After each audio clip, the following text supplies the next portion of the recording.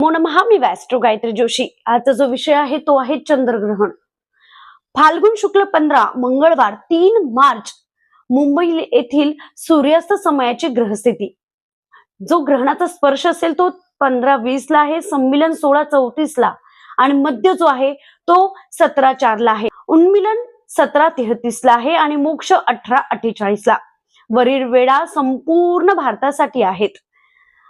ग्रहण दिसणारे प्रदेश भारतासह पूर्व आशिया, जपान, रशियाचा मध्य व पूर्व प्रदेश, ऑस्ट्रेलिया, न्यूझीलंड, संपूर्ण अमेरिका, कॅनडा, ग्रीनलँड, दक्षिण अमेरिका व अंटार्क्टिकाचा काही प्रदेश या भागात हे ग्रहण दिसेल. हे ग्रहण भारतात ग्रस्तुतीत दिसणार आहे, म्हणजेच ग्रस्त असलेले चंद्रबिंब उदयास आलेले दिसेल. भारतात कुठेही या ग्रहणाचा स्पर्श मध्य दिसणार नाही. गुजरात मधील राजकोट, वेरावळ, पोरबंदर, जामनगर, जुनागड, गांधीधाम या प्रदेशात सायंकाळी 6:48 नंतर सूर्यास्त होत असल्याने या प्रदेशात हे ग्रहण दिसणार नाही. म्हणून त्या प्रदेशात ग्रहणाचे कोणतेही नियम पाळू नये. पुण्यकाल चंद्रोदयापासून आपल्या गावातील सूर्यास्तापासून ग्रहण मोक्षापर्यंत अल्पकाळ पुण्यकाळ आहे.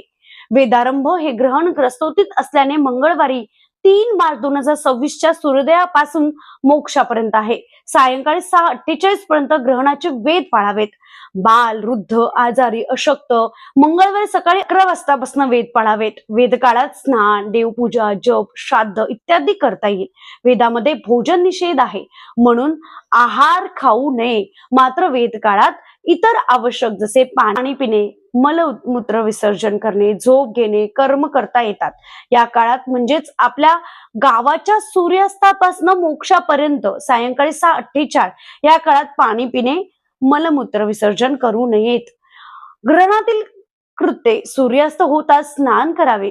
देवपूजा, तर्पण, श्राद्ध, जप, होम, हवन, दान यापैकी जे शक्य ते करावे. चंद्रग्रहणात ग्रहण मोक्षानंतर स्नान करावे. असौच असता ग्रहणासंबंधी स्नान दान करण्यापूर्वी ती शुद्धी गरजेची असते. ग्रहणाचे राशी परत्वे फल: मिथुन, तुला, वृश्चिक राशींना शुभ फल. मेष, कर्क, धनु, कुंभ या राशींना मिश्र फल. सिंह, कन्या, मकर या राशींना अनिष्ट फल आहे. त्या राशीच्या व्यक्तींनी आणि गर्भवतींनी ग्रहण पाहू नयेत. ही संपूर्ण माहिती होती ग्रहणाची. हा व्हिडिओ आवडल्यास या व्हिडिओला लाईक करा, शेअर करा आणि चॅनलला सबस्क्राईब नक्की करा. श्री स्वामी समर्थ.